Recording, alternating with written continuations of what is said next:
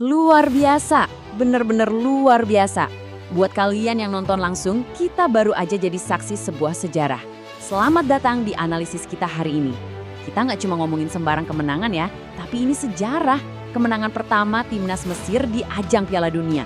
Comeback 3-1 lawan Selandia Baru ini bener-bener sebuah masterclass. Penuh drama, ada perubahan taktik yang super cerdas, dan pastinya sentuhan magis dari sang kapten. Nah, hari ini saya bakal membedah abis-abisan secara taktis gimana skuad Firaun ini bisa membalikan keadaan. Siapin catatan kalian karena analisis kita kali ini bakal lumayan mendalam.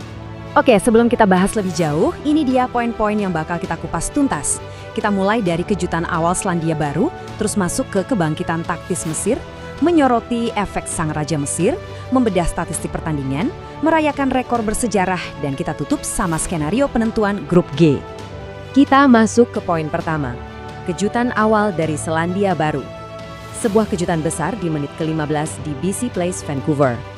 Ya, kita harus objektif dan kasih kredit penuh buat Selandia Baru di sini. Mereka turun ke lapangan dengan eksekusi rencana yang matang banget, terutama soal pemanfaatan set piece. Coba kita perhatiin timeline pertandingan ini. Tepat di menit ke-15, petaka buat Mesir datang lewat eksekusi sepak pojok mematikan dari tim Payne yang disundul dengan sempurna oleh Finn Sherman. 1-0 buat The All Whites. Tertinggal lebih dulu, ini jelas memaksa Mesir buat langsung bereaksi dan menaikkan tempo. Mereka terus menekan, dan akhirnya di menit ke-58, Mostafa Ziko melepaskan sundulan super kencang yang nggak bisa dibendung kiper Max Krokombe. Habis gol itu, momentum langsung bergeser secara dramatis. Lewat skema serangan balik yang sangat cepat, Mo Salah mencetak gol kedua dan akhirnya Trezeguet mengunci kemenangan di menit ke-82. Benar-benar roller coaster. Lanjut ke poin kedua, kebangkitan taktis Mesir. Gimana sih cara skuad Firaun ini merubah alur pertandingan? Nah, gol penyeimbang Mesir itu sama sekali bukan kebetulan ya. Tekanan taktis ini tuh udah mulai kerasa banget sejak menjelang akhir babak pertama.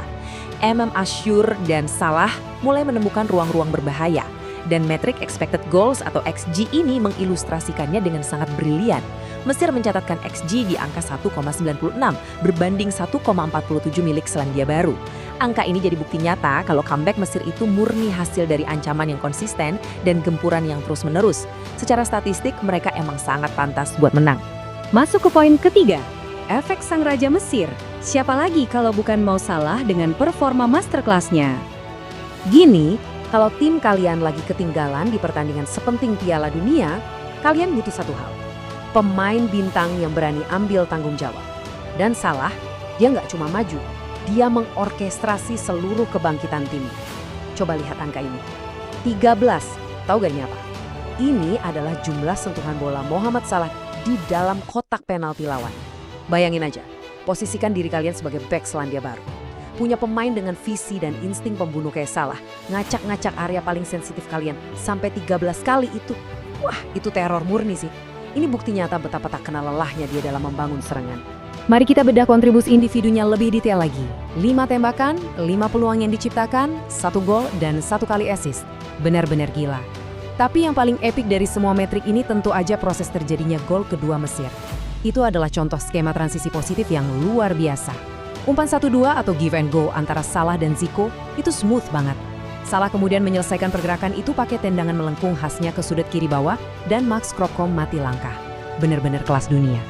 Oke, poin keempat, rincian statistik pertandingan. Kita bakal bongkar angka-angka di balik kemenangan meyakinkan ini. Sekarang kita tarik mundur sedikit buat melihat big picture-nya. Gimana sih dominasi kolektif Mesir di atas lapangan? Perbandingan volume tembakan ini menarik banget, 19 berbanding 12. Selandia Baru benar-benar ngasih perlawanan yang sengit banget.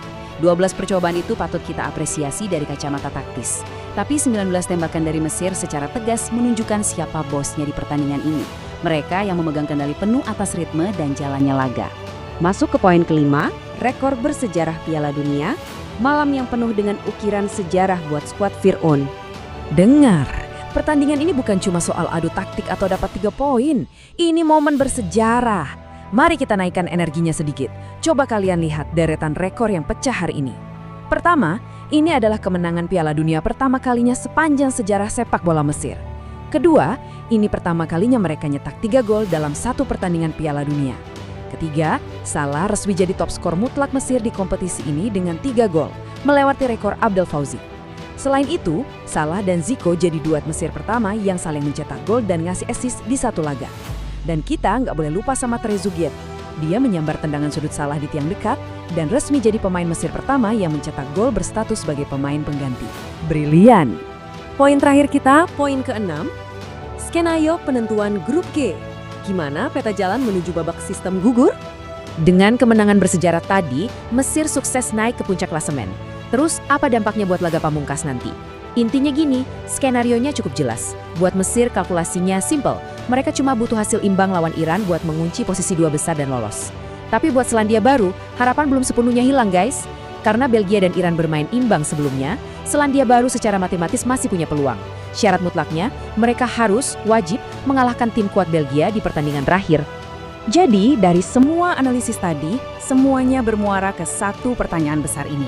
Bisakah Mesir tampil solid sekali lagi untuk mengunci tiket mereka ke babak knockout?